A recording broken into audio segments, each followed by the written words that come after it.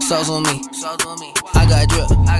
Flood the wrist. It's homage to the. Hey kings and queens, welcome back to the channel. It's your girl Aneke here on Aneke Budgets. How y'all doing or whatever? How y'all doing or whatever? Hey.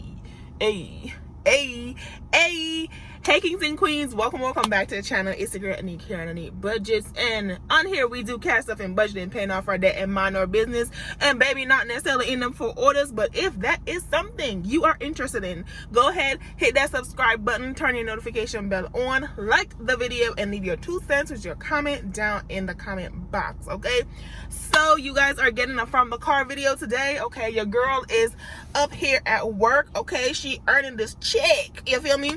And yeah, but we do have a video today, so you know, no wasting of no time and get on to it. But as you guys can see by the title, we are going to be going over the baby steps. Yesterday, Ramsey baby steps, y'all, and my thoughts about them, and let me see what y'all talking about in the comments down below. So without further ado, let's get into the video. Okay, y'all, so if you've been anywhere near the budgeting community or anything with budgeting, then you have obviously heard about Dave Ramsey. But if you haven't, hello, welcome. Dave Ramsey is big up in the community, okay? And he has what is known as the 7 baby steps, which is necessary to have a good financial setting, like in the future, or what you need to do to become wealthy. And so these are the things that when I've started budgeting, what I learned and what has been helpful to me in making sure that I got what I needed to do. And baby, I felt, ooh, your girl felt accomplished when she had some of those, because if you are new here and you don't know, your girl was debt free before, and so I was in there, I was doing all the things, I was on step 3, I was going, child, and then, you know, life started lifing again, and here we are. So yeah, but we gonna go over them, right? So the first one, step 1, is to save $1,000. Now let me back up a little bit, because a couple weeks ago there was a lot of people talking on social media about Dave Ramsey and how, you know, what he's saying doesn't apply to people in today's world, in today's society, because, you know, inflation and everything and all that stuff. And that may be true, but I also want y'all to recognize that these are called baby steps for a reason, right? If you are new to budgeting and new to anything financial related, this is for those people that, baby, we ain't have financial education growing up, and that's the boat that I fall in, and now we are figuring it out together and figuring out stuff. And this is baby steps, because a baby doesn't know what they doing, they gonna learn. And so this is the baby version of you.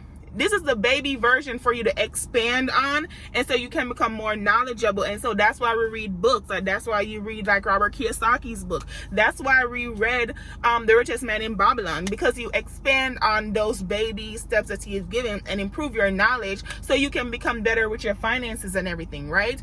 But these people, they was like, oh, he's supposed to be creating magic. No, he not. He don't know how to do that. You have to do that. Finances are personal. And so you have to make those decisions and make those adjustments yourself, right?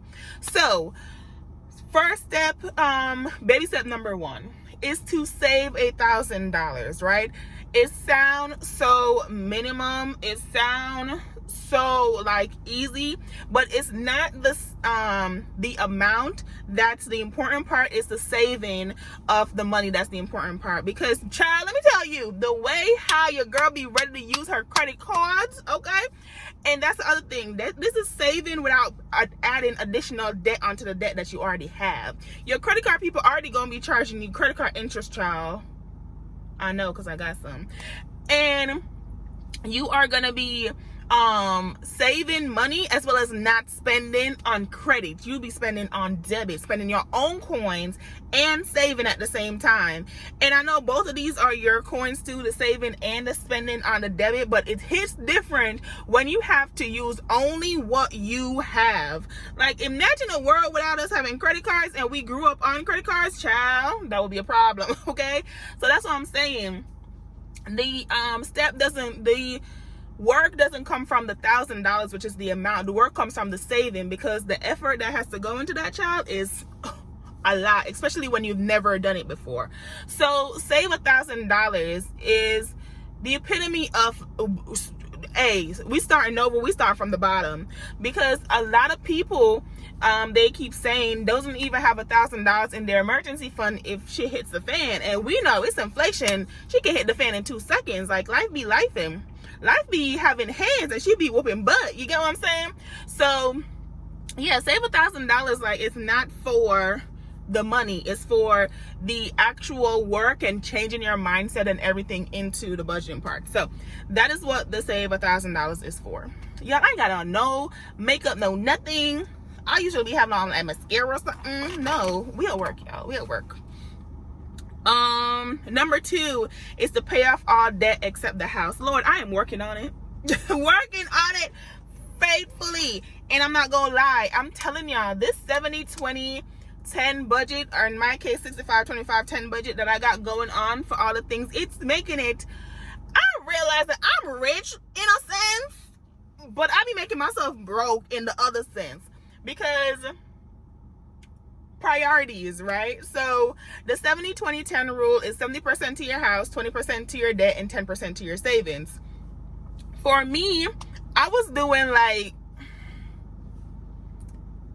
60% to my house, 60%, maybe like 57, 58. I was like real, you know, but at the same time, I was paying more in debt, but I was also spending more.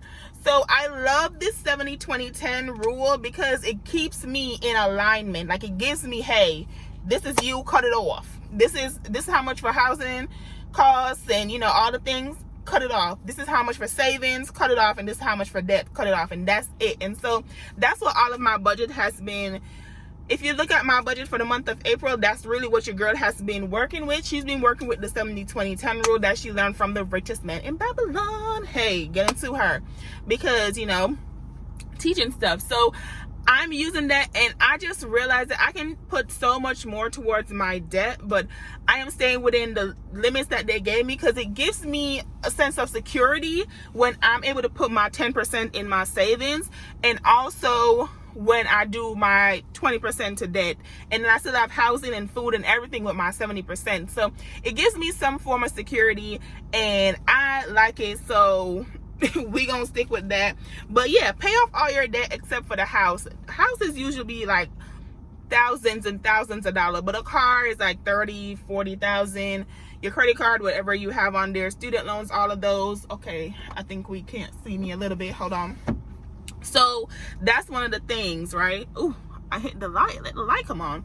But that's one of the things. And so we have to make that adjustment. I moved y'all over a little bit. So we have to make that adjustment in ensuring, well, what am I talking about? Paying off the debt except for the housing, because housing is just expensive, right? So let me see if it go back. No, we good right here. All right, so next, number 3 is to save 3 to 6 months of emergency fund. Lord, I want to have this 3 to 6 months of emergency fund. I just don't have that yet.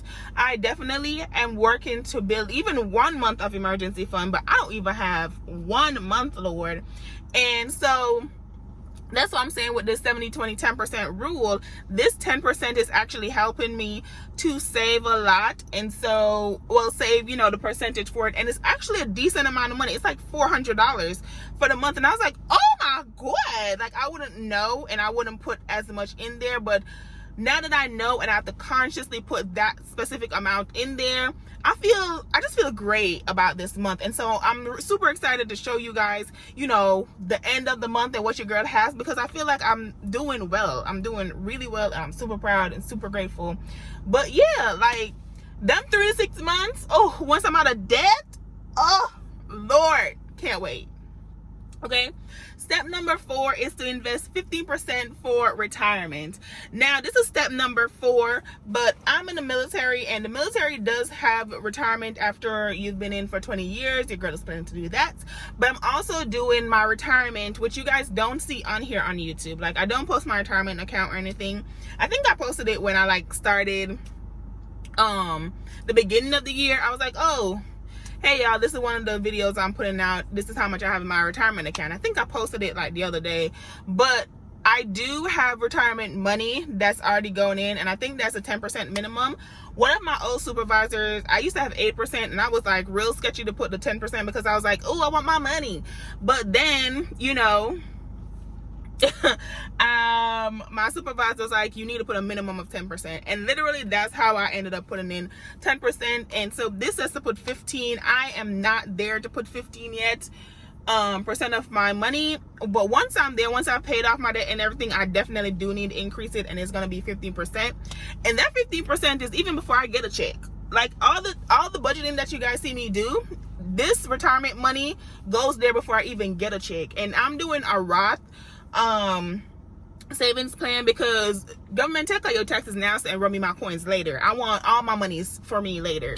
So yeah, I'm paying taxes on it now, so I'm doing a Roth, and I do have a retirement account, and you know, we're not gonna wait until we've paid off the debt because that's just not realistic with inflation and everything that's happening. So yes, step number 4 is a little bit far, but it is being done simultaneously with paying off debt and also saving this $1,000 for, and then doing emergencies. Like all of those 3 things are honestly being done at the same time because that just makes sense for my budget and for how I live. And this was happening before I even had a budget, actually. Well, no, it was happening while I was doing my budget. I think I've had my retirement money for a minute. I want to say like 6 years, if I'm not mistaken. I've had money going into a retirement account for a minute. So it's always been happening, or it's been happening for a long periodically time on my account. And so it's something that's still going to happen. The question is, what do I increase it to? Do I leave it at 10%, or do I increase it at 15%, and so on and so forth? That is the real question. But honestly, y'all, I'm already investing in retirement. Y'all just don't see it on here because I used to put it on here. I think I used to put like what I put to retirement or whatever, but I was like, it don't even matter. It doesn't need to come on here. But if I need to give you guys a, you know, update on it, I'll do that. Or let me know if you guys would be interested in that. Put it down in the comment box. Like, I'm not opposed to showing y'all. I can't even access the account anyway, so. Well, I can access the account, but like I can't take out money out of the account. I'll be debt free. But I'm not doing that too because the taxes, I'm taking it out, and then all the things, and then paying it back. Ain't nobody got time for that. We're not trying to get a debt out of our retirement check. No, we're not. So leaving that as is. But yes, I do put 10% towards retirement. It's not 15, and then once I'm debt free, we'll bump that up. Okay? So yes, and that's baby step number 4.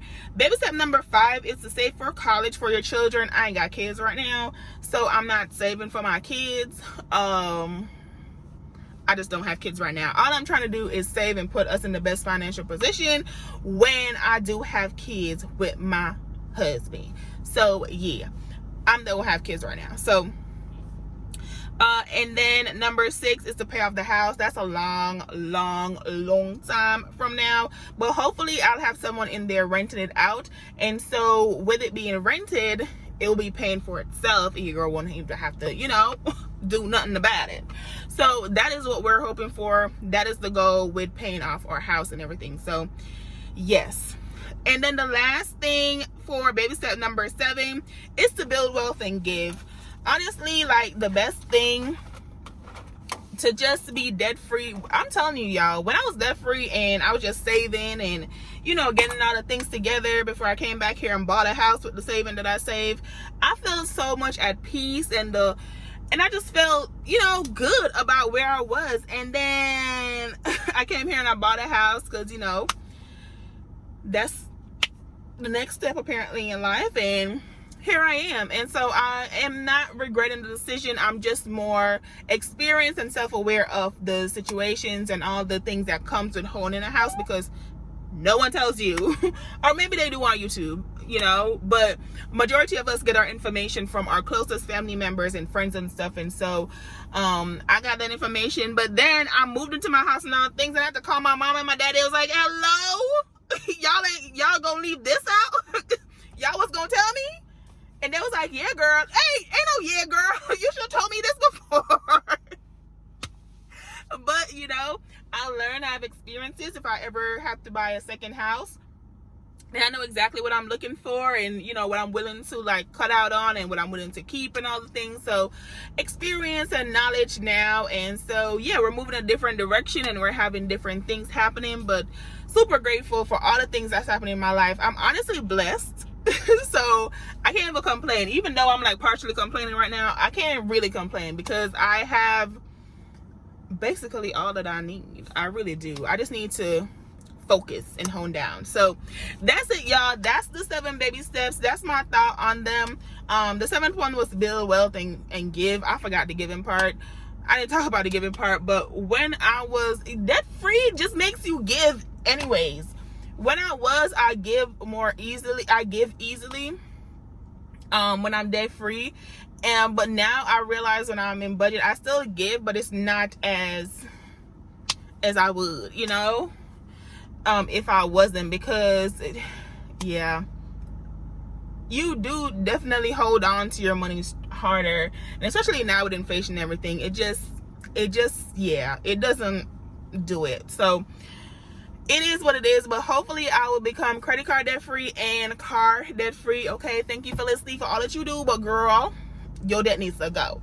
But yeah, I am done basically. So that is my thoughts on the 7 baby steps. What do y'all think about it? Was Dave Ramsey the reason that you guys started budgeting? Because I was looking on budgeting stuff, and I think I saw Dave Ramsey, and that's how I started. I think I saw Pink Cloth Life. That's how I started.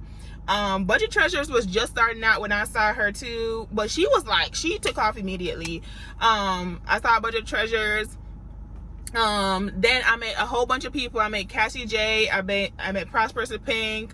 I met Journey to Wisdom and Health. I met so many people. I met Cynthia. I met so many people. I can't remember everybody's name right now, but so many people through the budgeting community, and so many people who support. Okay, the support is real on the budgeting side. But y'all, let me know how you got into budgeting. Let me know, hey, how you enjoyed the community, and like who were the people that you met and like helped you when you were just starting out. Who else was it? Then of course the Budget Mom, her book. Yeah, I still got the Budget Mom. I bought the Budget Mom's planner, budget things and everything. I still have it. Like, I still have it. I'm gonna keep it, because when I feel lazy, I mean, I have my own budgeting planner now, which is down in the description. You guys can print it off. But I still be referencing sis, because her book was A1 for starting. So, you know, if you guys need the Budget Mom, I would 100% recommend. And she has so many videos. Shay Budgets. Like, oh my God. Yeah, what? Kadima, oh my God. Like, oh my God. Y'all. Suns and Roses. Oh! Gab. Money with Gab. They're my girls. Anyways. But yeah, just all the things, all the people. So, great community, great lessons learned, great things with these budgeting over the last 3 years. Hopefully this, I'm honing in and I'm getting stuff right. And yeah, so I hope you guys enjoyed the video. If you did, don't forget to hit that subscribe button, turn your notification bell on, like the video, leave your comments, all the things down below. Talk to me, because I love talking to you back, and like the video because it's free. Okay, so anyways, y'all, that is it. I'm gonna finish. I already ate lunch, but I got responsibilities, so I'm gonna go back, because this was my little break or whatever, and I was like, let me make this video. So I'm gonna go back, do my stuff, and then I will see y'all tomorrow for another one, because get into it. Get into it. All right, so anyways, y'all, thank you guys so much for watching. My name is Aneke, and I will see you tomorrow. Bye. How you wanna do it? How you wanna get it? I'm out that, out of my mind. Can't even talk, can't even walk. Bad little thing, but she ain't